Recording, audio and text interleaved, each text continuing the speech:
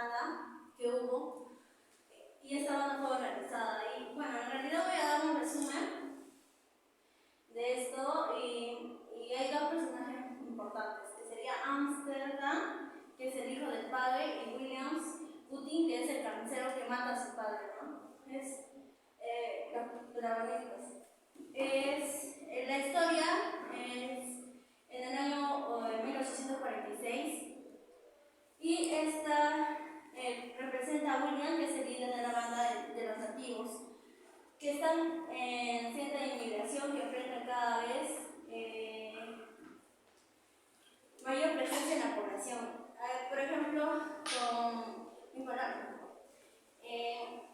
en las pandillas hay dos grupos: los inmigrantes, que serían los irlandeses, y los llamados los conejos muertos, y los nativos, que tendrían a representar las personas que se encuentran en la localidad.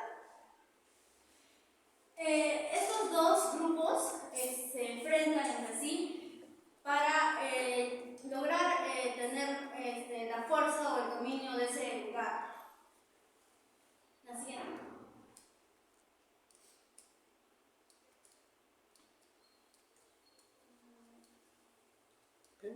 No necesito. ¿Otra?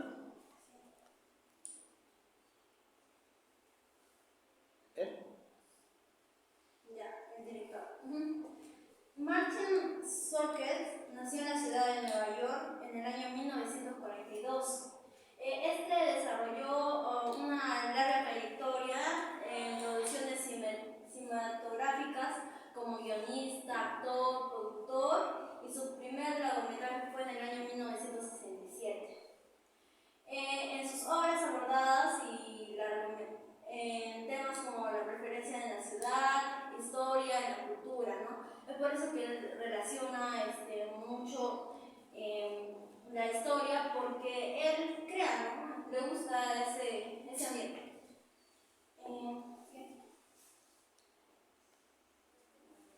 Ya, los personajes.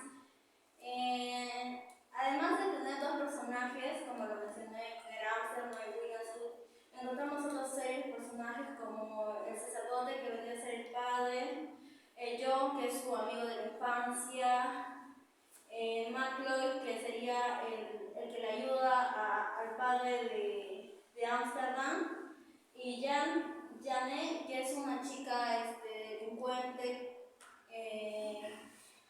y es una de las más conocidas y su protegida de Williams, bien, ¿no? Así es. William Putin, el carnicero. El carnicero es el protagonista de la historia, ya que es el líder de la banda de los nativos. Al principio de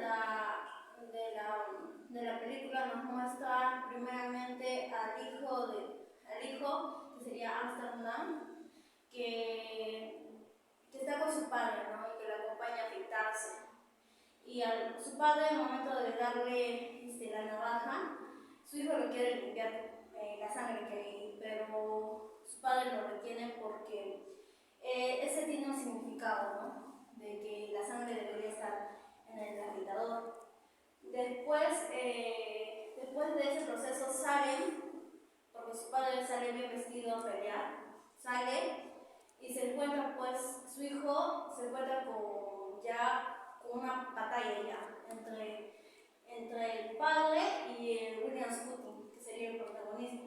De ahí los dos mandos se pelean, y esto pues trae una consecuencia, que muere el padre de Amsterdam, y pues de ahí viene la venganza de William Putin. Siguiente.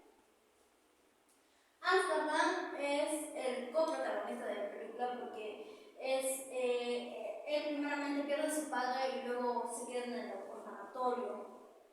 Y al momento de salir del orfanatorio, quiere vengarse de su padre, ¿no? Quiere matar a Bill. El siguiente.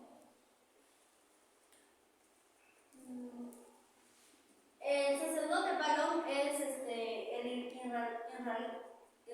irlandés, es el que dirige la banda de los conejos muertos de Estados Unidos, que representan los inmigrantes italianos. Y este cae en la batalla de los nativos contra los irlandeses, y pues es el padre, como menciona, de Asa. Siguiente.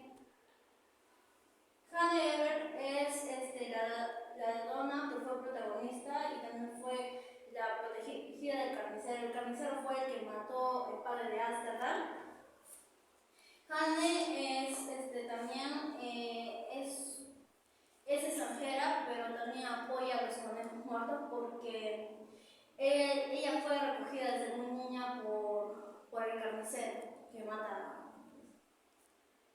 El alcalde Tim Manny es un gobernador de Nueva York que tenía mucha corrupción en él. Que por ejemplo, ahí menciona también en una parte de la película cómo toda la ciudad era dividida, ¿no? Así como los griegos y los romanos se dividían por el mapa, por cuadras.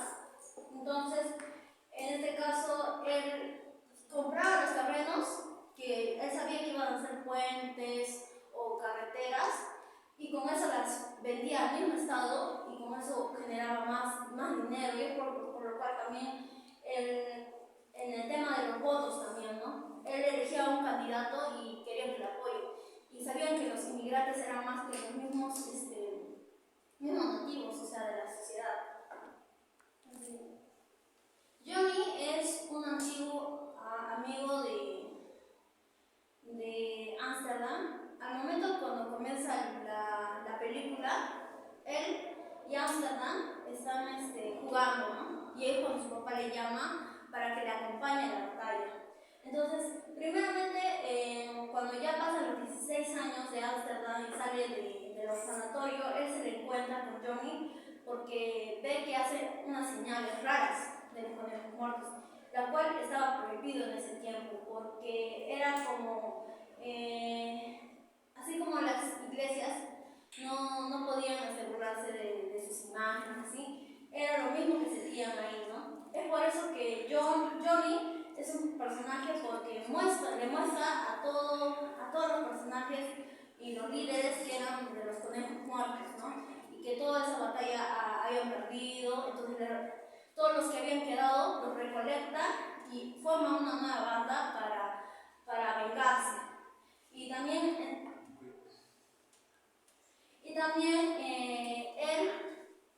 Johnny tiene un poco de cariño con el carnicero porque también fue cuidado y protegido. Entonces él, de modo de traición, va y le cuenta al carnicero que Amsterdam tiene esa venganza y que está organizando todo. Es por eso que a Johnny lo matan y lo cuelgan en la iglesia. Nick Speed ese es un líder que hubo un amigo del padre de Amsterdam. Luchó junto a él, pero tenían como códigos con su padre, porque al momento de morir su padre, él tenía guardado su afeitador, pero su hijo piensa que le estaba robando dinero, porque él le dice en la película a su padre, le ofrece, si yo te apoyo a ti, me vas a tener que pagar $10,000 por cada muerto. Entonces, él piensa, su hijo, como vio todo el proceso de cómo murió su padre, vio toda la batalla, él piensa que le estaba robando y cobrando todo lo que él había hecho, pero en realidad él tenía guardado el afeitador de su padre, ¿no? Como símbolo de que algún momento va a resucitar esta banda y va a generar un impacto. La siguiente.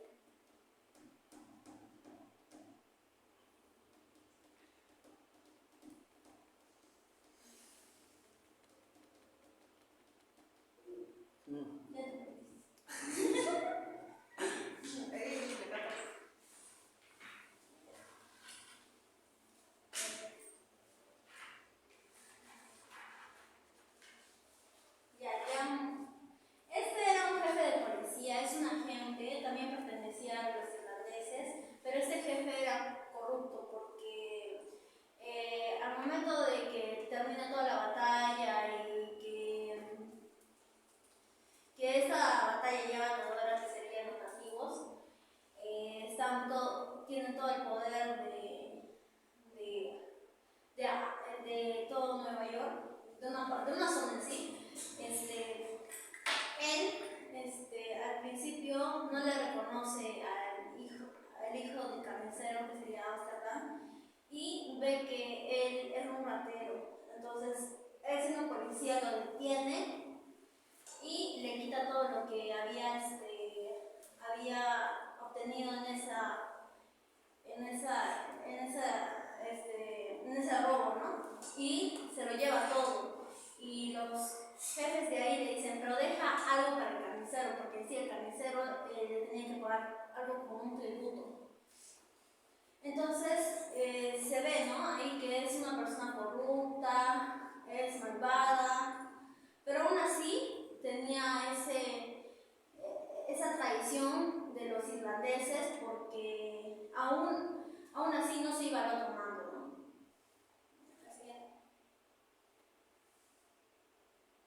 McCloy es uno de los principales compañeros del carnicero. Sería como el alcalde, el superalcalde, ¿no? Es su mano derecha. Es ex integrante de los Conejos Muertos. En cambio, como el otro, que sería el oficial, ya pertenece al grupo de los nativos, y ya es un traicionero prácticamente, ¿no? Él tiene toda la opinión contra el carnicero, puede decir, por ejemplo, en una escena que yo me acuerdo, es cuando a Amsterdam quiere ser amigo del carnicero, el que mató a su padre. Entonces el carnicero le da una misión. Esta misión sería robar un barco. Al robar un barco, va a tener más ganancias. Entonces, Amsterdam, va al barco y quiere robar. Entonces se da cuenta que al llegar a ese lugar ya había robado a otras personas. Entonces mira a un oficial muerto, entonces agarra el cuerpo del oficial y lo vende. Y con ese dinero le da al carnicero, y ve su amnistía, su honor. Entonces, de lo nada que había prácticamente en el barco, lo poco que había, él aprovechó y lo dio. Entonces, en esa parte, por eso es que lo toma un poco de cariño, ¿no? Porque es una persona ingeniosa. Ya, ahora, en el entorno del desarrollo donde estaba esta película, fue desarrollada en Nueva York en el año 1846. Trata de los principales 16 años. ¿Por qué? Porque en ese escenario podemos darnos cuenta que también había un problema de guerra civil entre el primer presidente que fue Abraham Lincoln, que tenía un problema de guerra, ¿no?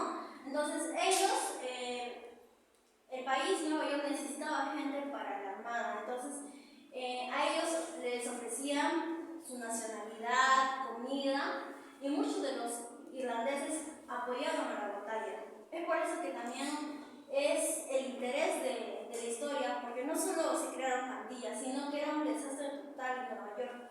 ¿Por qué? Porque había una guerra interna, ¿no? Y más que todo el escenario era en Manhattan, ¿no? Manhattan fue construida por un joven de 20 años, porque según los mitos dice que fue comprado con $26, pero en realidad no fue $26, porque fueron con algunos bienes más extras. Entonces este lugar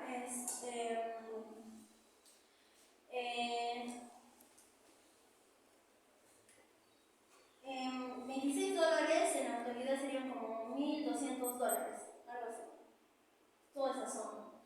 Entonces, esa sería otra diapositiva. Esa sería la recreación de Nueva York, ¿no? En ese tiempo.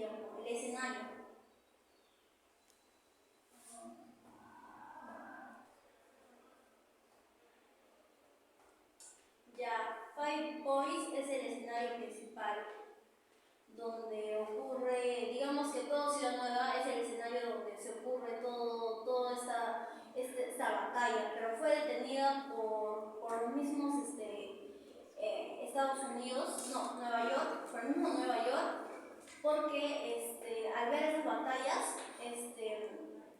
el mismo estado trae camiones y bombardean todo ese lugar, entonces ese lugar queda totalmente destruido. Ahí es cuando termina toda la película, ¿sí? Esa sería la plaza, esa es la mansión, ¿no? Donde estaban gente que tenía plata, por ejemplo, ahí estaban las personas de primera clase. A los hijos de ellos no se les mandaba la guerra, pero sin embargo, a los que no tenían plata, a los irlandeses, a los nativos, a sus hijos los mataban. Es por eso que también hacían mucha huelga a ellos, porque les parecía injusto de que sus hijos de ellos no iban, ¿no? Y más tenían una vida acomodada y todo eso. ¿La siguiente? Ese es el interior de la nación. Ese es el cuarto. Ese es el puerto donde llegan los inmigrantes. Esta es la zona alta, donde viven todas las clases altas. Ahí es donde también la gente hace su protesta y destruyen todo ese lugar. Siguiente.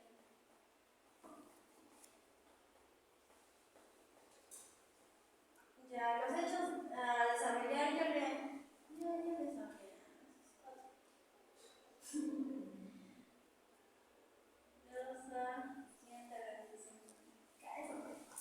Ya. Esto sí aporta una visión de la ciudad de Nueva York porque es importante que nosotros conozcamos a través de las películas el desarrollo de la historia, ¿no? Es un aspecto fundamental porque retrata lo que había ahí.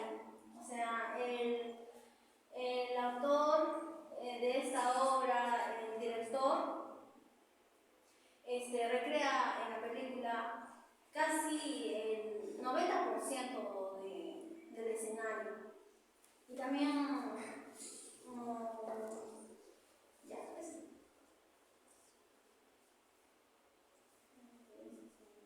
pues, muévete a la parte final para dar solo la parte final.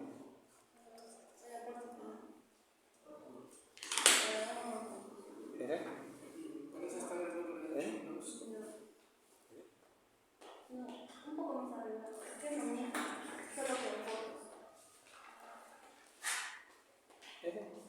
Ya, eso es. La inmigración y la xenofobia es un tema central que presenta esta película porque nos da un rechazo entre... Mira, acá en el Perú nosotros rechazamos a nuestros mismos indios, a los indígenas. En cambio, en Estados Unidos tienen la xenofobia al revés. Ellos tienen fobia a los extranjeros, ¿no? Qué irónico.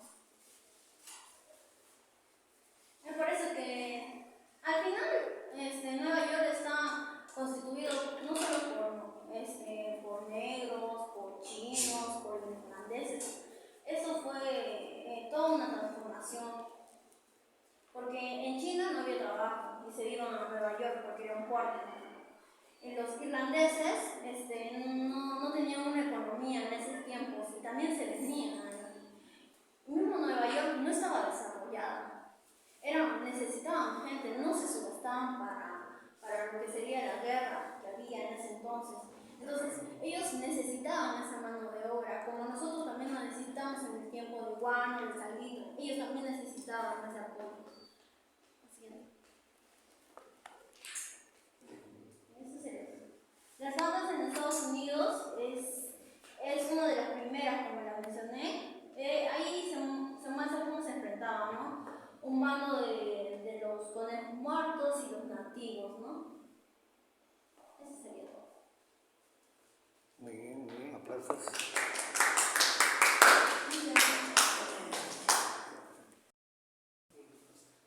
Bueno, primeramente, maestra, muy buenas tardes, estudiantes.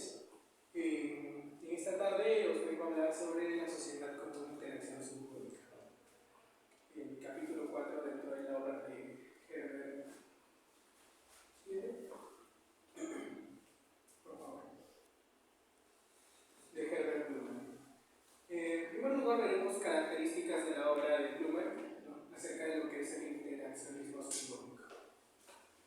En primer lugar, es una corriente multidisciplinaria, ya que tiene un carácter sociológico, antropológico, psicológico y lingüístico. Explica el comportamiento del ser humano a partir de lo que le permite relacionarse entre sí y con el otro. La construcción del yo social en el marco del simbolismo lingüístico que entablan los miembros de una sociedad para poder relacionarse o comunicarse. La construcción del yo es producto de la respuesta social. La base del yo social es el acto social.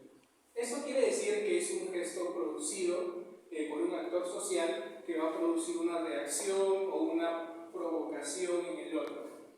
Lo que tú y yo provocamos al entablar una conversación tiene un carácter simbólico. Se puede establecer una relación también de jerarquía cuando mantenemos contacto, o bien simetría o subordinación, ¿no? Esto es la construcción del significado. Y propugna que toda investigación social debe ser empírica y sobre el terreno para comprender al sujeto y la acción social. Se debe estar a su lado y contemplar la concepción del mundo, ¿no? Más que todo, este enfoque del interaccionismo simbólico se aplica en sociedades contemporáneas, y el enfoque o el postulamiento que yo realizo va en torno a cómo aplicar este concepto en sociedades extintas, ¿no?, sociedades ya desaparecidas. Siguiente, por favor.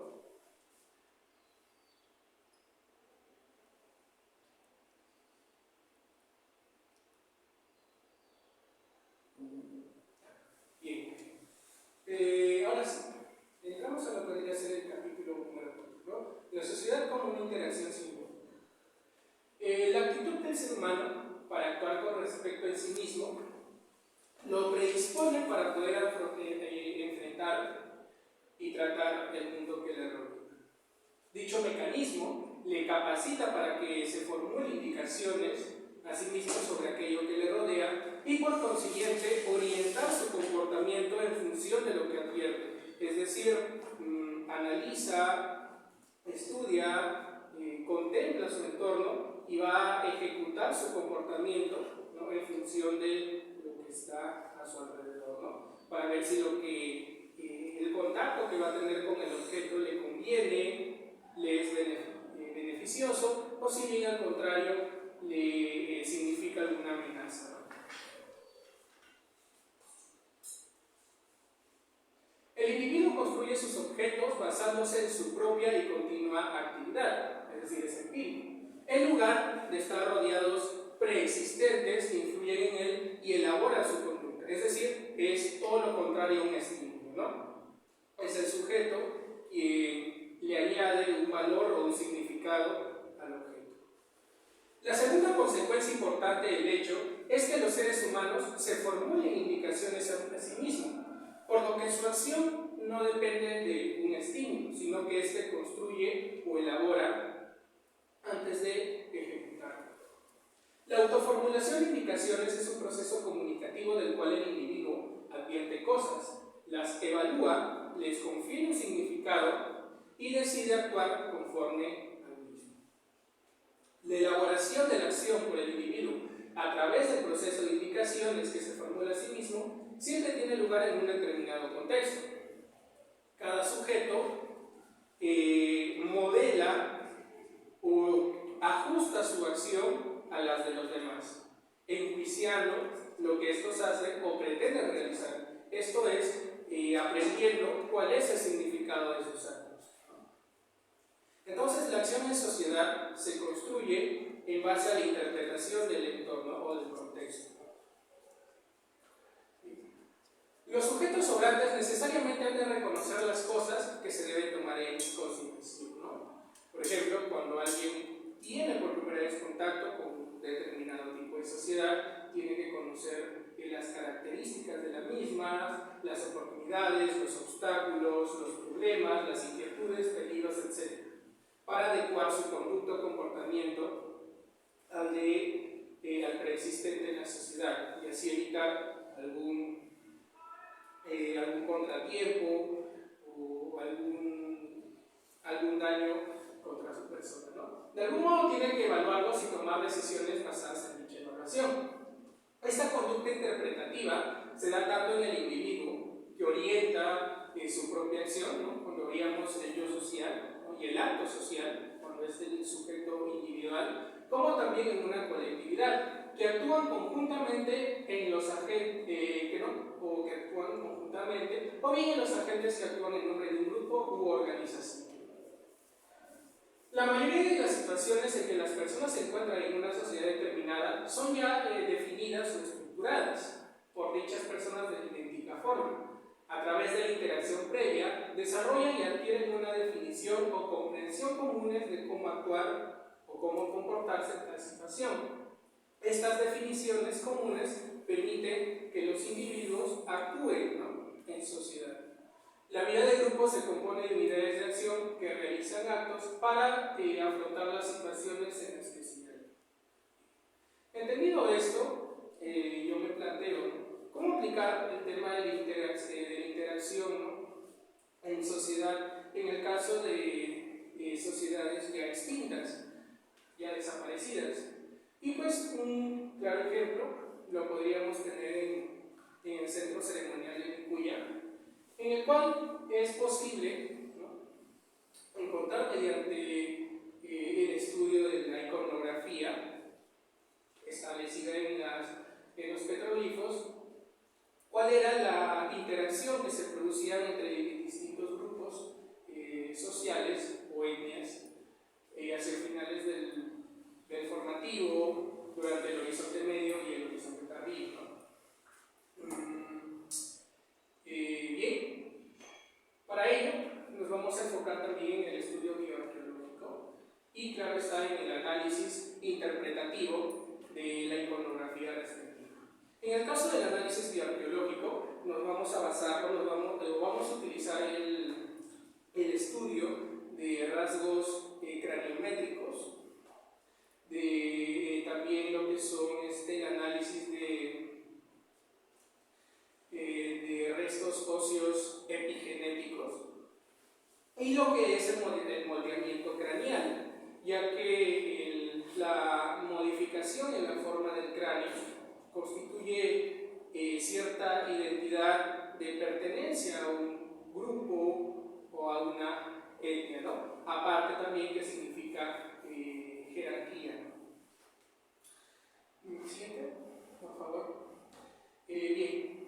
En el caso de Nicuya podremos encontrar diferentes representaciones de individuos con característicos y singulares dotados, lo cual nos da un indicio de las especializaciones que podría haber en el área, ¿no? Tomando en cuenta que Nicuya se tratase de un centro ceremonial que se había integrado en torno así a diferentes sociedades que se hallaban en toda la costa extremo sur, ¿no?, y que eran comunidades especializadas independientemente entre sí, eran autónomas, ¿no? Y pues que practicaban la endogamia. El siguiente, por favor. Bien. Es posible también distinguir que no solamente todo se trata del carácter ritual de los mismos. Bien se juzga a los arqueólogos que a todo le ven el carácter ritual, cosa que no es así. Si bien el propósito por el cual están plasmados puede que tengan una connotación ciertamente sacrílega, en él se pueden hallar pues las diferentes especialistas o diferentes sociedades, ¿no?, que llegado por así decirlo, la fecha del peregrinaje en torno al centro ceremonial, generaba un tipo de interacción, ¿no?, simbólica, y la manera de representar ello era mediante el grabado o el tallado pues, en la roca, ¿no? Siguiendo el postulamiento de Rostorovsky, por ejemplo, dicen que en la costa existía un sistema económico horizontal. ¿no? En base a señoríos. El señorío era una unidad política pequeña, ¿no? En el cual había un núcleo que ejercía el control político administrativo, pero que cohesionaba o anexaba otras comunidades de especialistas, ¿no?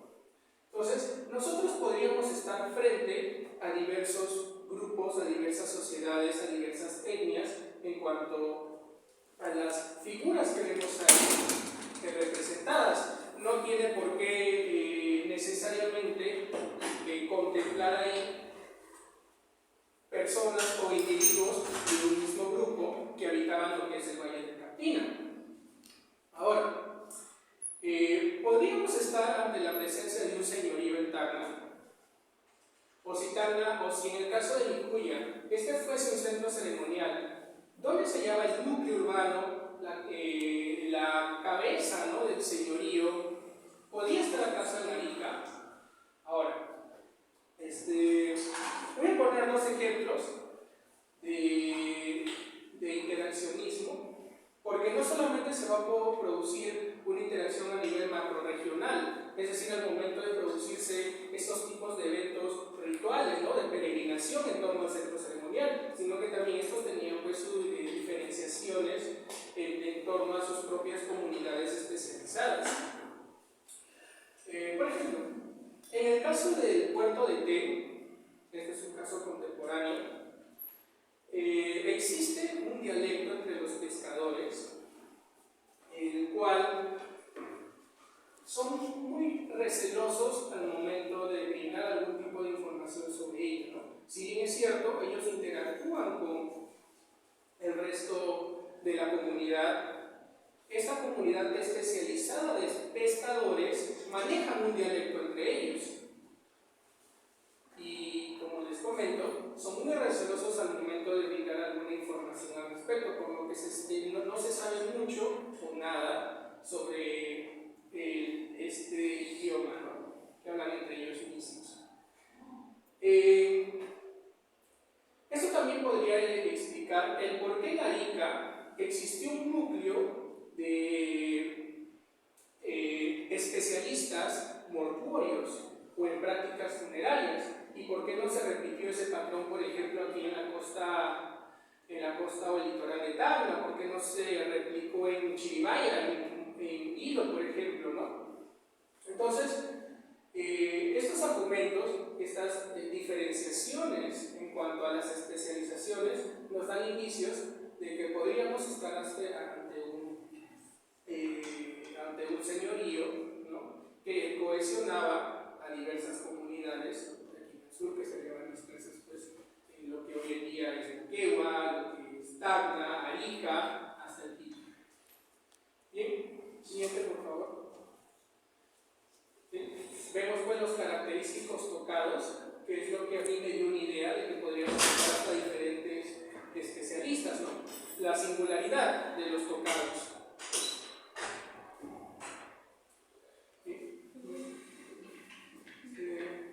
Vemos, por ejemplo, ¿no?, un grupo especializado dedicado exclusivamente a lo que es la agricultura.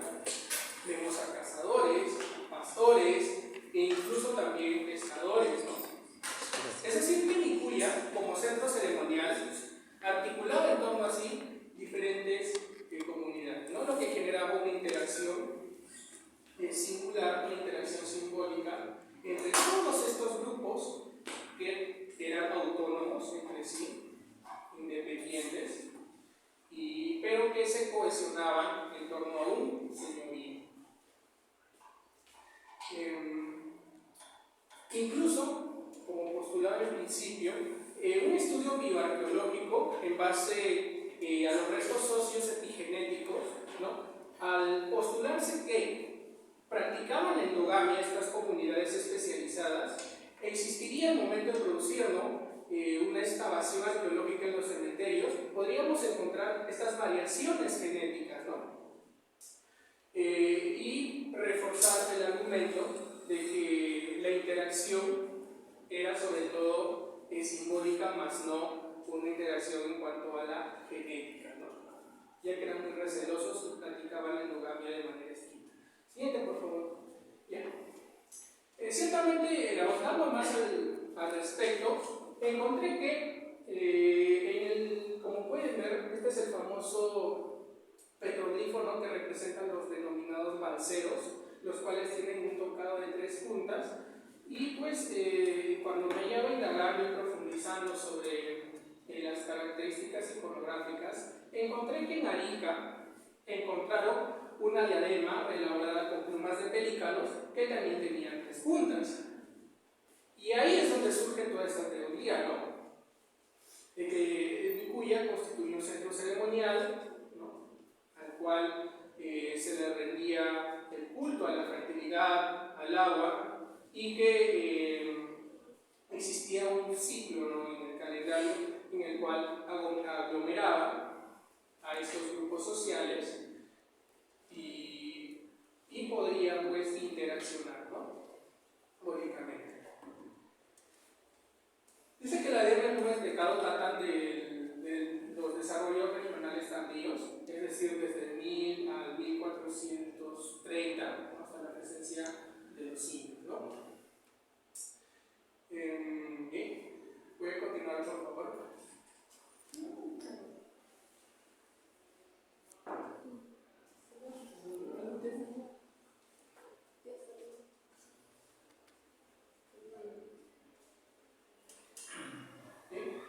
Y si nos damos cuenta, en los petroglifos se repite bastante en cuanto a los tocados estas formas cónicas, trapezoidales, ¿no?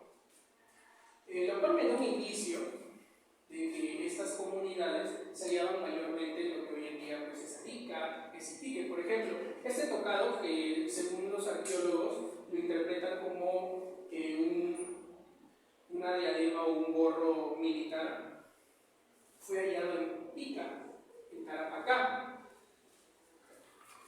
Y si nos damos cuenta, tienen pues esa característica forma trapezoidal. Si puedo retroceder por favor las diapositivas, veremos que entre los petroglifos que hay representaciones con este tocado singular. ¿Puedo retroceder por favor? ¿Sí? Aquí por ejemplo, ¿no?, tenemos esa representación.